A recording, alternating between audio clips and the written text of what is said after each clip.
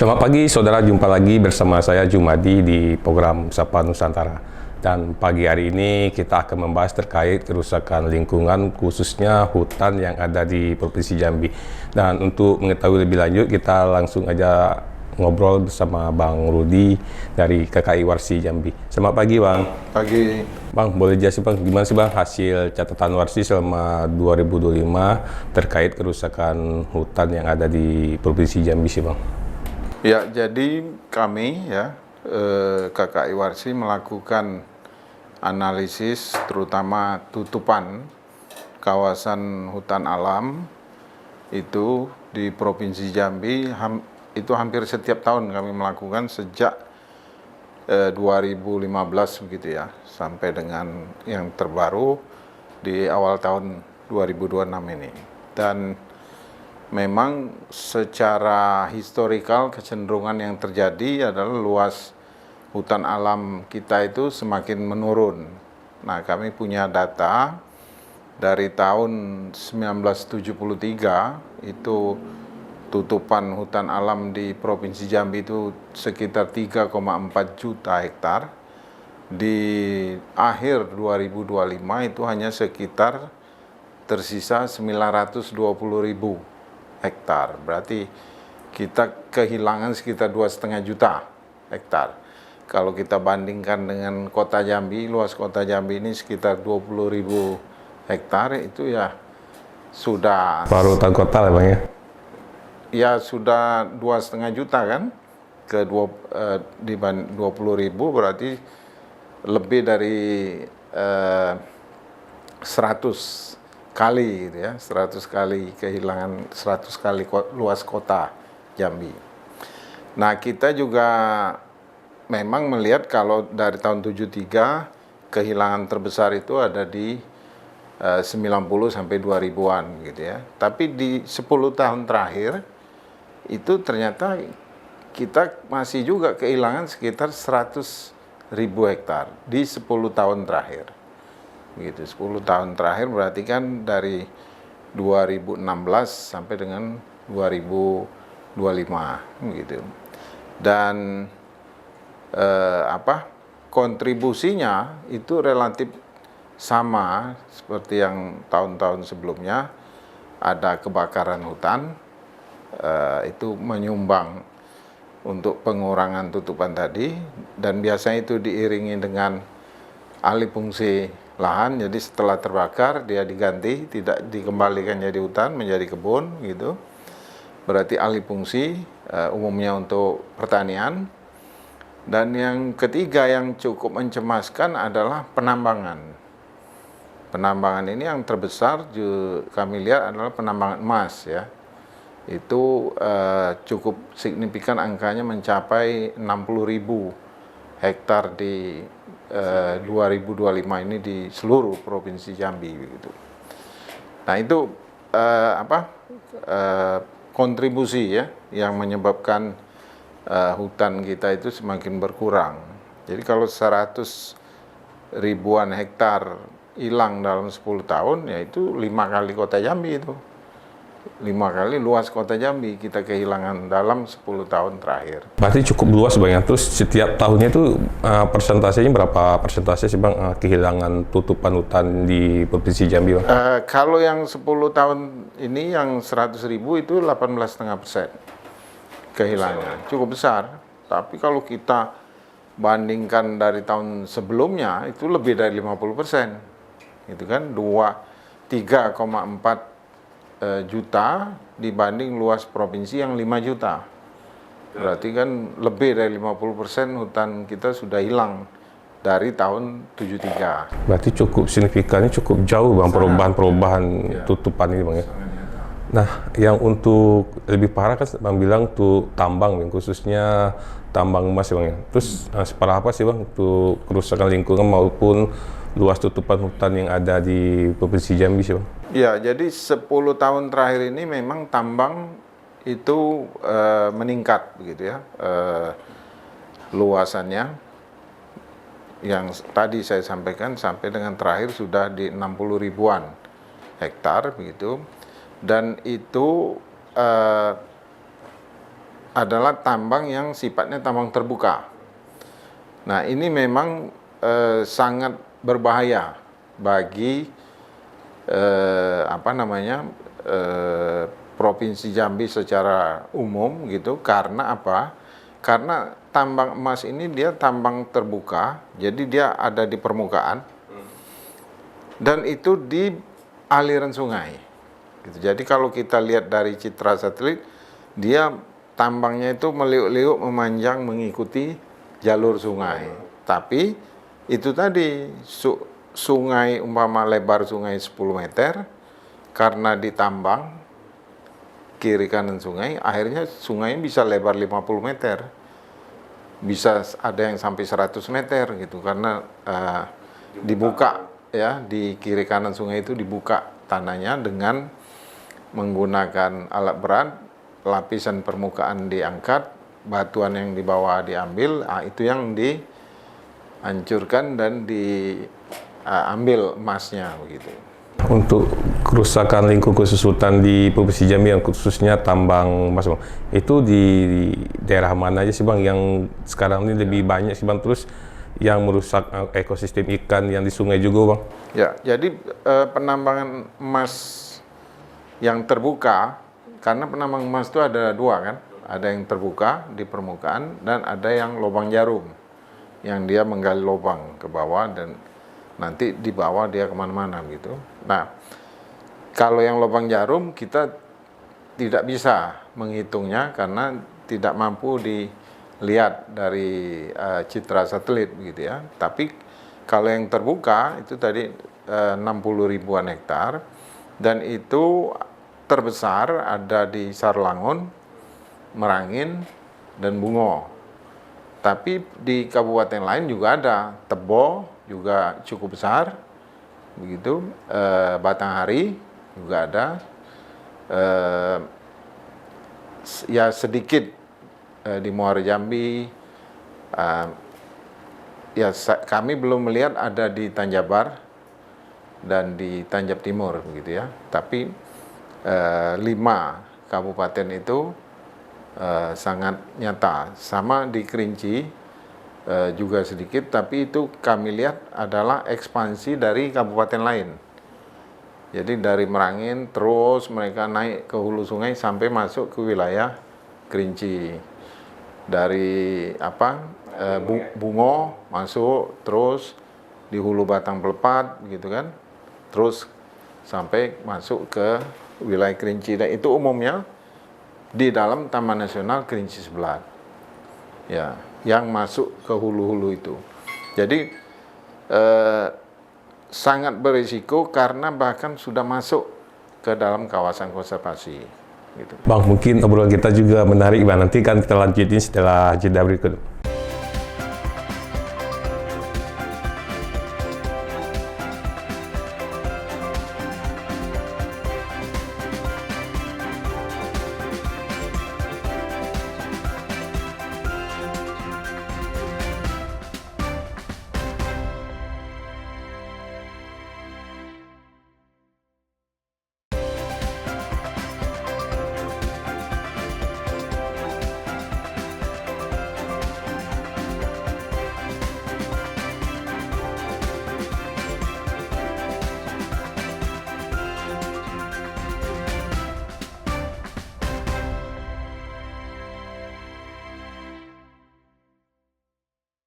Ya, saudara, kita lanjutkan lagi obrolan kita bersama Bang Rudi dari KKIWARSI Jambi.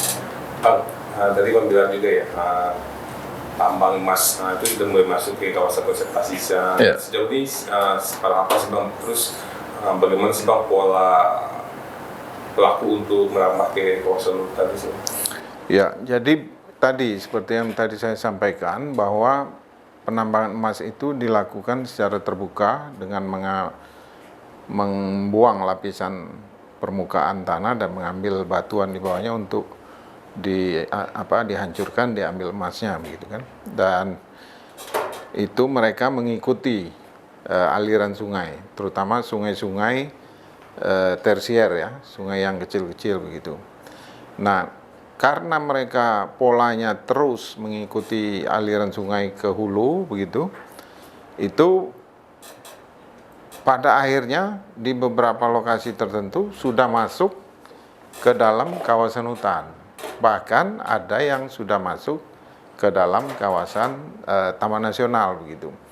Nah, yang kami dari kalkulasi yang kami hitung dengan menggunakan citra satelit Sentinel ya, itu hitungan kami sudah sekitar 1.300 hektar penambangan emas secara terbuka ini masuk ke dalam TNKS gitu. Dan sebenarnya bisa lebih besar lagi karena kalau ada tutupan pohon begitu ya, ini ada tutupan pohon, mereka mengambil di bawah tanpa menembang pohon, itu bisa tidak kelihatan. Jadi yang kita pastikan 1.300 hektar itu adalah yang memang terpotret dari atas begitu. Nah, itu memang polanya karena mereka bergerak terus ke atas begitu ya. Jadi mereka kan nggak peduli, oh ini sudah masuk batas taman atau apa, jadi dia masuk terus. Nah, bagi pihak pengelola Taman Nasional memang mungkin kesulitan untuk memantau itu karena ini daerah yang sebenarnya dari dulu terisolasi, tapi sekarang jadi terbuka karena jalur sungai dan masyarakat bergerak begitu secara bertahap begitu kan, dengan membuka lahan itu untuk mengambil emasnya, sehingga mereka masuk bukan dari wilayah Kabupaten Kerinci, tapi masuknya dari Kabupaten Merangin, dari Kabupaten Bungo begitu. Jadi itu mungkin kenapa masih sulit terdeteksi gitu ya.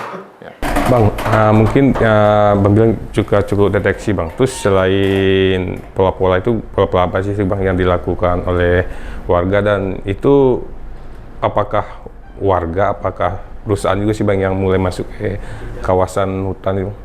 Ya, jadi kalau kita bicara penambangan emas itu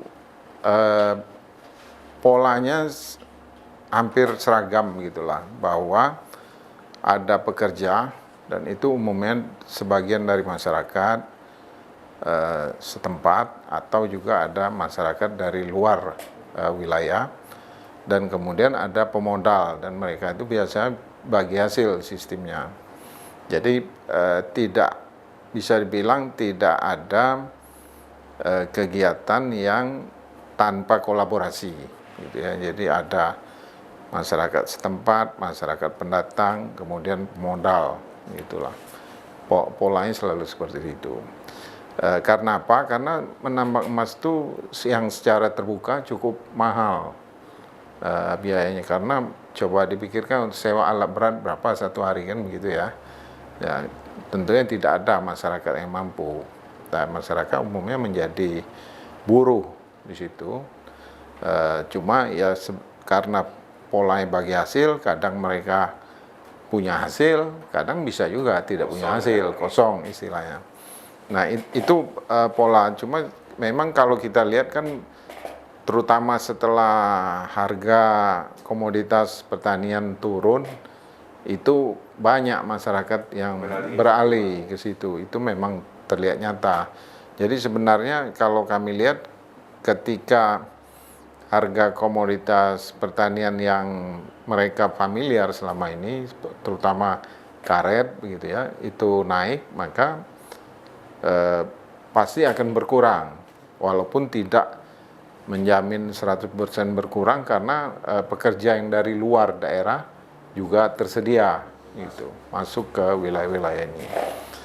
Nah, hanya mungkin yang harus dipikirkan adalah seperti apa untuk meminimalkan kegiatan-kegiatan yang merusak. Jadi kami itu tidak melihat bahwa penambangan itu haram, kan begitu ya. Tapi kalau menambang dengan merubah bentang alam, dalam hal ini merubah aliran sungai, itu harusnya dilarang. Nah, kita baru saja disadarkan ini kan seluruh rakyat Indonesia, walaupun Jambi tidak mengalami, dengan bencana yang terjadi di tiga provinsi di Sumatera bagian utara ini, gitu kan. itu kan menyadarkan kita bahwa kalau kita sembarangan mengelola alam, terutama hutan gitu ya, sungai, maka bencananya akan langsung kepada kita. Kalau selama ini kan banyak orang bilang, wah ini kita jaga hutan karena untuk paru-paru dunia. Paru-paru kita siapa yang ngurus? Kan sering statement begitu ya. Jadi berarti orang yang di pinggir hutan, paru-parunya nggak ada yang ngurus gitu kan. Tapi dia suruh jaga hutan untuk kepentingan dunia. Padahal kalau dia tidak jaga hutan itu, dia yang jadi korban pertama. Itu terlihat dengan bencana yang baru saja terjadi, kan begitu ya. Jadi harusnya sekarang semua pihak sudah sadar bahwa tidak hanya orang di luar dari kita yang mendapat manfaat, tapi kalau kita menjaga lingkungan kita dengan baik, maka kita sendiri yang duluan dapat manfaat, gitu kan. Manfaat paling penting kan aman dari bencana. Nah, coba bayangkan sekarang ketika sungai-sungai tersier itu, dan itu umumnya di perbukitan, ya, kalau Kabupaten Sarolangun, Merangin, Bungo, Kerinci, begitu, itu kan perbukitan semua. Itu seluruh sungainya rusak dan kemudian terjadi siklon Senyar itu umpama bergeser ke wilayah kita. Nah, kita bisa bayangkan seperti apa efeknya begitu yang akan terjadi. Karena sungai itu idealnya secara alamiah, sungai itu lebarnya sudah terbentuk secara alamiah dan dia akan ada penampang ke bawah begitu kan. Nah, karena ada penambangan emas ini, sungai yang begini dia jadi dangkal. Karena kiri kanannya diambil kan, dan numpuklah batuan sisa yang tidak terpakai, yang tidak mengandung emas, dan lumpurnya menumpuk ke tengah, dan sungainya menjadi lebar. Lebar tapi dangkal Bang ya? Lebar dan dangkal. Bayangkan ketika ada air jumlah besar, dan batuannya sudah batuan lepas semua kan, karena dia tadinya terikat oleh tanah, lumpur, diambil kan. Setelah selesai dibiarkan dia menumpuk, nah itu lepas tanpa ikatan. Begitu air besar, itu semua akan ya seperti yang kita lihat lah di 3 provinsi itu. Bang, tapi kita tahan dulu Bang obrolan kita, nanti kan kita lanjut setelah jeda berikut.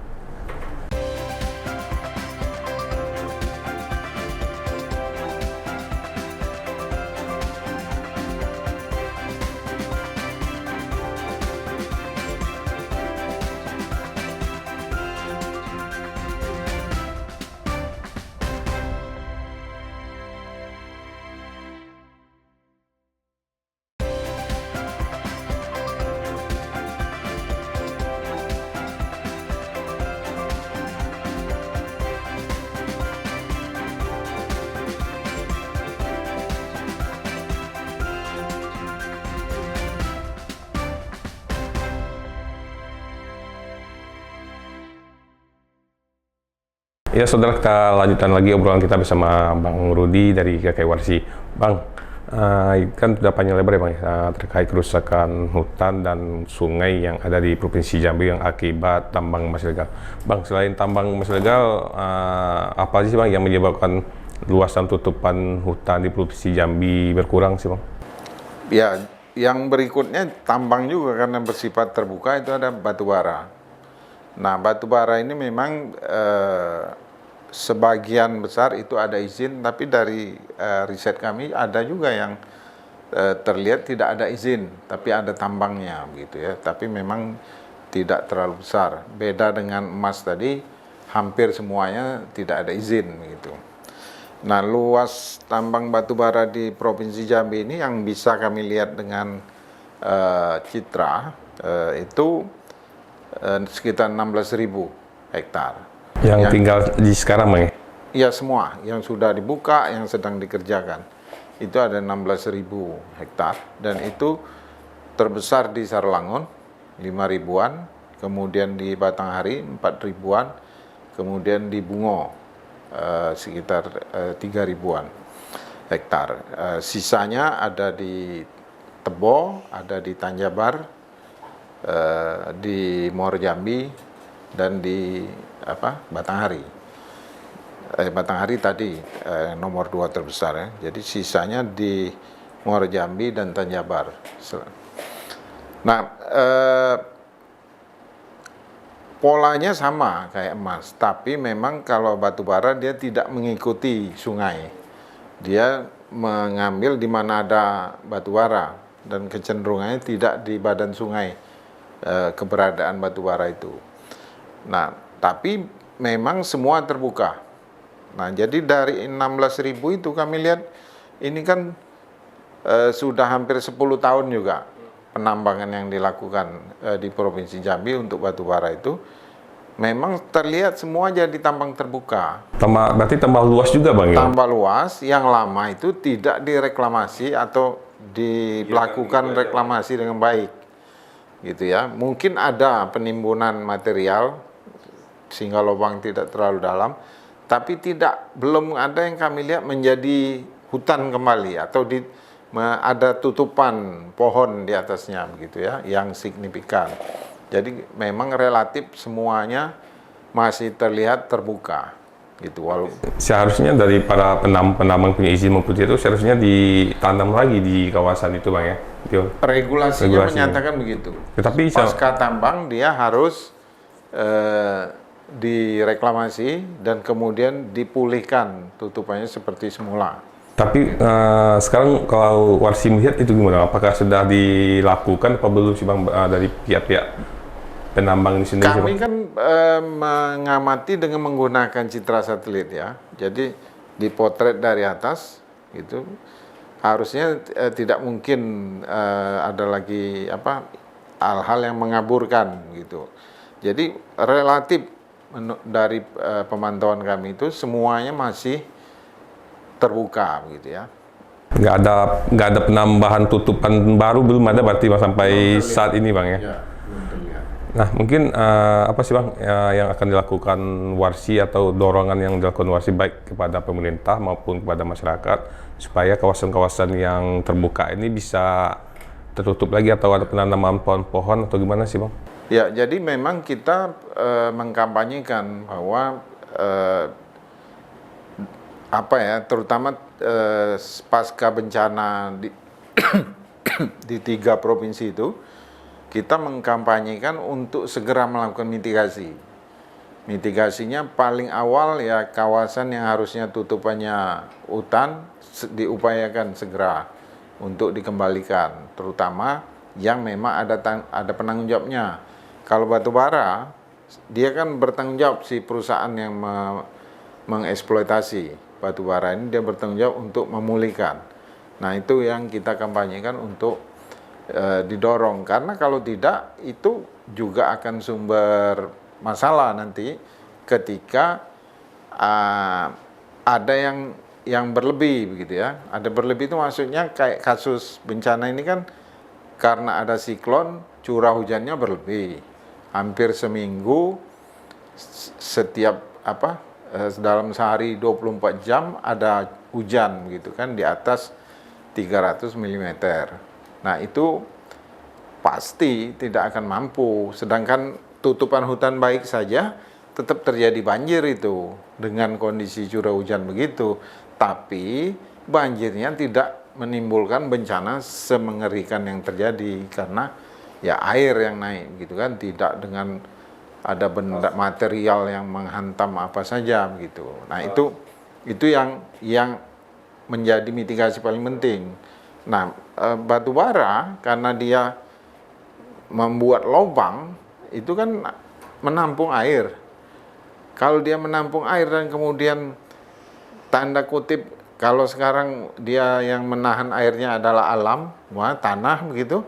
Kalau ini jebol karena sudah airnya terlalu banyak, itu kan juga mengerikan seperti bendungan jebol gitu kan. Airnya akan menghantam ke mana-mana gitu. Nah, itu yang harus kita pikirkan. Selain tadi kami lihat juga potensi yang kalau dia dikerjakan dengan baik, dia justru punya nilai gitu, punya nilai ekonomi. Jadi kita bisa lihat contoh di negara lain yang berhasil ya. melakukan reklamasi, tetap ada danau kadang karena dia terlalu dalam, masih terbentuk danau, tapi danau yang dikelilingi oleh pepohonan yang bagus sehingga dia menjadi bisa punya nilai ekonomi untuk ekowisata dan sebagainya. Nah itu yang terlihat belum ya di Provinsi Jambi, bahkan bisa dibilang sama sekali belum ada. Nihil masih ya Bang ya. Gitu ya. Bang, mungkin dampak dari kerusakan hutan ini terus terhadap bencana ekologis yang terjadi di Provinsi Jambi seperti apa sih Bang, dari kondisi luas yang sudah banyak hilang ini Bang? Kami melakukan analisis topografi ya, 3 dimensi, terutama di 5 kabupaten kota. Jadi ada Sarolangun, Merangin, Bungo, Kerinci, dan Kota Sungai Penuh. Itu semua di wilayah Bukit Barisan. Puncak tertinggi ada di Kerinci, ya, ada Gunung Kerinci, ada Gunung Tujuh, dan perbukitan lainnya gitu, ada di Merangin ada Masurai, ada Nilo, ada beberapa ya puncak-puncak tinggi, dan itu semua hari ini terlihat ya kayak Gunung Kerinci saja. Itu kan sebenarnya seluruh, bisa dibilang dari kaki Gunung Kerinci itu sudah ditetapkan sebagai taman nasional sampai ke atas gunung itu gitu. Nah, tapi kita lihat laju deforestasi, kehilangan hutannya itu ya terus gitu kan.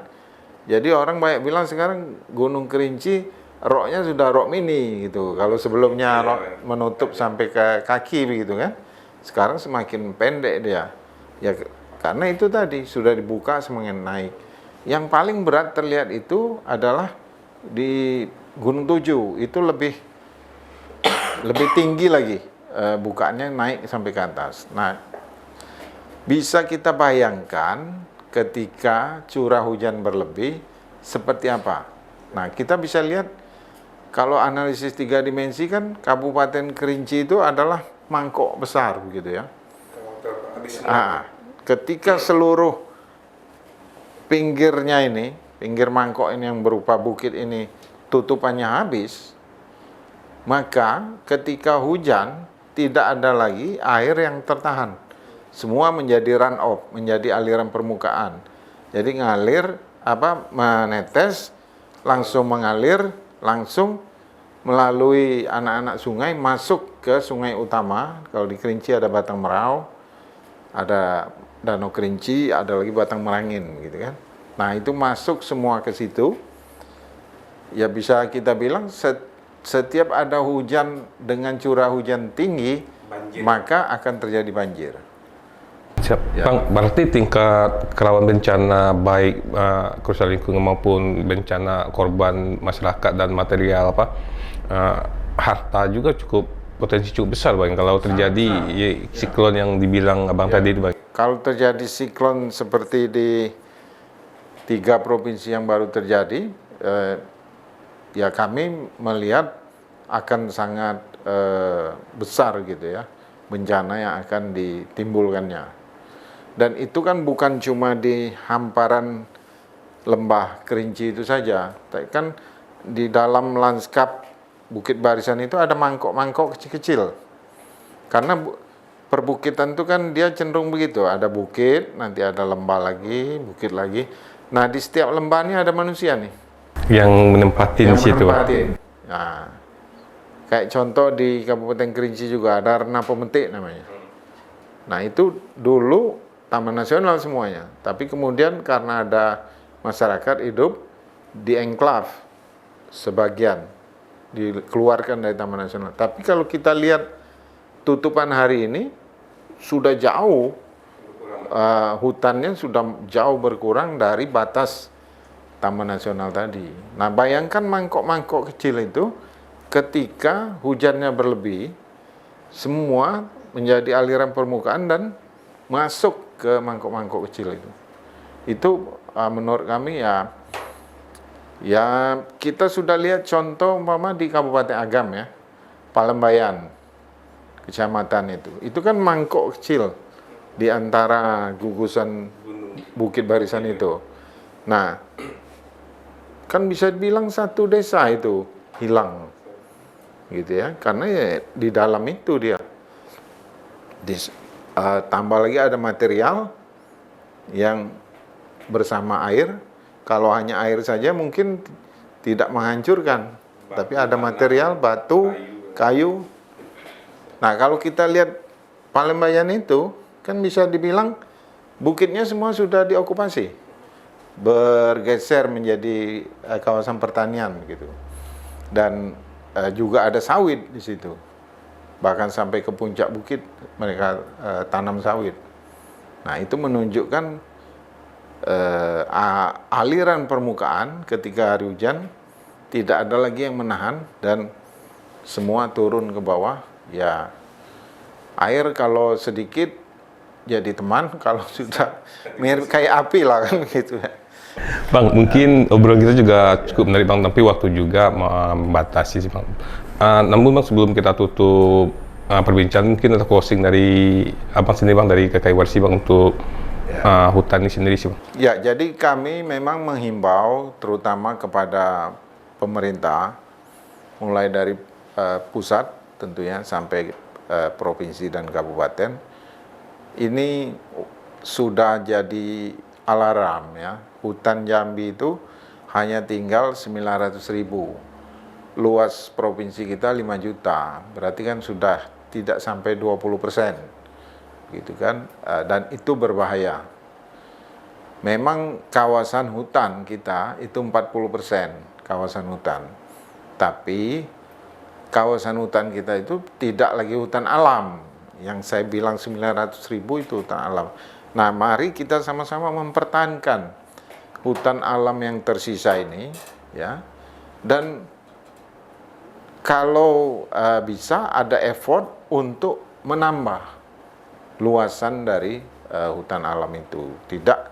Tidak sekadar oh ya kita pertahankan nih 900.000, tapi idealnya kita bisa tambah sehingga wilayah-wilayah tertentu yang penting sebagai daerah tangkapan air itu bisa selamat, bisa aman dari bencana. Nah, itu mitigasi. Kita kan setelah terjadi bencana baru terpikir mitigasi. Tapi beberapa bulan setelah itu kita lupa lagi. Nah, kayak sekarang kita lagi semangat diskusi mitigasi karena baru tersadarkan ada bencana. Tapi tidak ada masalah sampai akhir tahun ini, ya kita lupa lagi. Nah, jadi kami mengingatkan itu. Mari kita mempertahankan tutupan yang sudah ada, dan kalau bisa menambah, dan dengan sendirinya berarti jangan lagi menerbitkan izin baru di kawasan hutan yang ada. Baik itu di hutan produksi, apalagi di kawasan konservasi. Bang, makasih banyak Bang atas waktu yang sudah diberikan. Namun masih banyak sih Bang yang akan kita gali Bang terkait kerusakan hutan. Namun waktu juga misalkan ya. Dan saudara, itulah perbincangan kita bersama Bang Rudi dari KKI Warsi. Saksikan terus Kompas TV, independen, terpercaya.